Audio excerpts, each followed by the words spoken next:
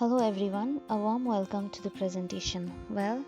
Social media in nursing plays vital role. Essentially, in one hand, it provides healthcare provider with tools to share information, to debate healthcare policy, educate and interact patients and caregiver.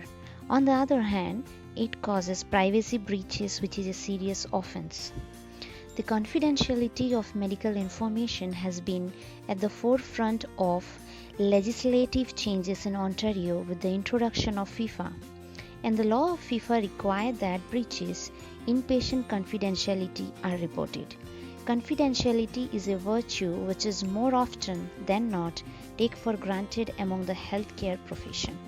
As such, our presentation today would surely hit your thought and arouse questions like why would someone post a scene of emergency room on her Instagram page?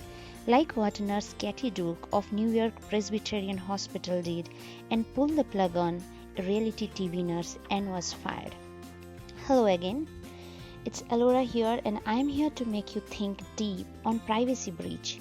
The video that me and my team won is going to present on responsible use of social media in healthcare setting. This is going to help you in understanding in detail about privacy breaches. So here is the link based on what Team 1 have worked. So please click on the link to know more. And my awesome friends have really made each slice pretty interesting. So let's go ahead. Hello, my name is Muskan. Today I'm going to tell you about one of the health data breach story. It seems that every day another hospital is in the news as the victim of a data breach. Description of the event. A nurse posted an image of after photo of a trauma room of New York Presbyterian Hospital that had been used to treat a man hit by a New York City subway train. She captioned in her Instagram picture, "Man versus 6 train." Thank you. Good morning. This is the slide that we are up to talk about the data that was breached. Nurse Katie's action violates the institution policy, and being an institution like hospital, it needed to set a policy for the purpose to communicate to employees the desired outcomes of the organization. Therefore, she violated not only the institution policy but also the organization itself and the team-based patient care, which she is belong to emergency department unit. As per the guidelines state, nurses must not post content or otherwise speak on behalf of the employer unless authorized to do so, and must follow all applicable policies of the employer. This has been taken from National Council of State Board of Nursing. Thank you. Hi! Another data that was breached by the nurse when she posted the scene from the ER on her Instagram was professional boundaries in the use of electronic media. According to the guidelines, nurse must consult employer policies or an appropriate leader within the organization for the guidance regarding work-related posting. Thank you.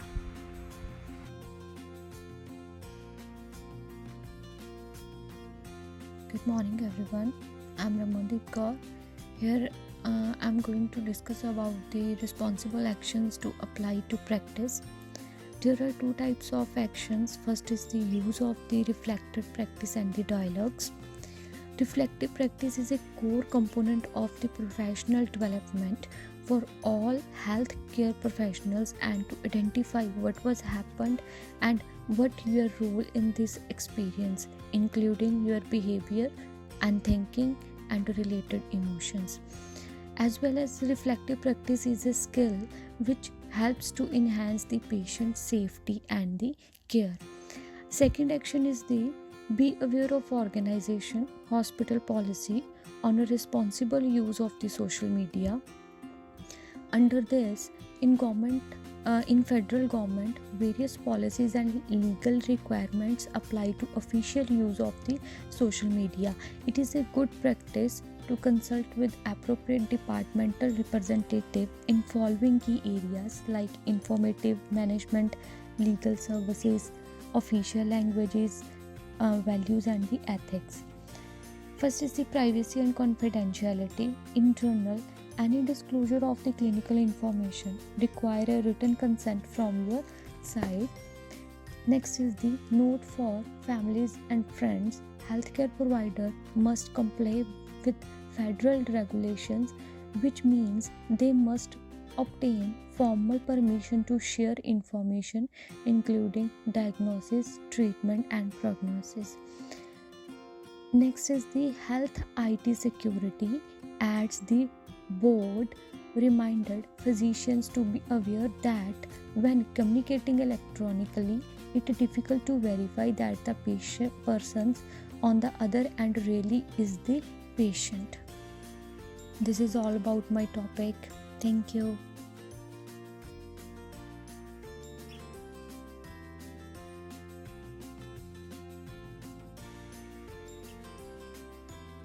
Good morning. Breaches can be prevented by the use of reflected practice, as there are practice standards that inform nurses about the accountabilities and how to provide safe and ethical care.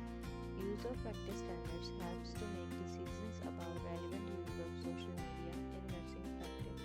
For example, professional standards, which are revised in 2002, are nurses' accountability for ensuring that nursing practice meets legislation requirements, and also nurses maintain boundaries between professional therapeutic relations and non-professional personal relationships as well.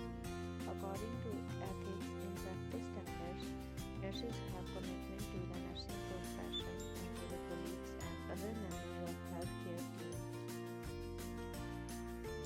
So, while using social media to post photos, videos, events, make sure his or her personal posts will not reflect negatively on professional image or the image of colleagues or workplace, because confidentiality and privacy is a requirement for a healthcare profession. As we talk about policies in organization can clarify workplace requirements and restrictions for using social media, which can helpful for runners very effectively. Apart from this, there are relevant educational resources about the use of social media, such as articles and journals. Thank you so much.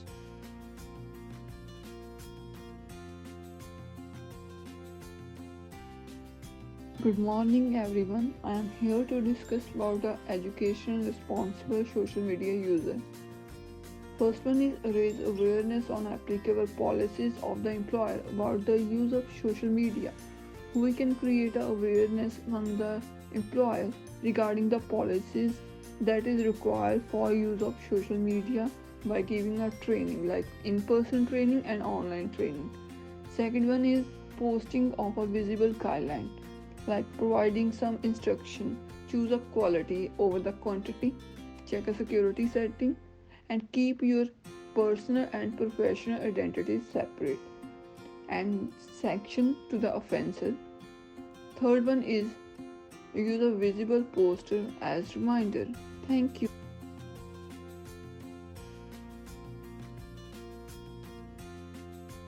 So here we end our presentation. Last but not the least, the references. So for more detail, if you wish, you can go through. And thank you very much for your time and patience to walk with us till end. I believe it was an informative session with us. Any queries, do let us know in the comment box below. Have a good day.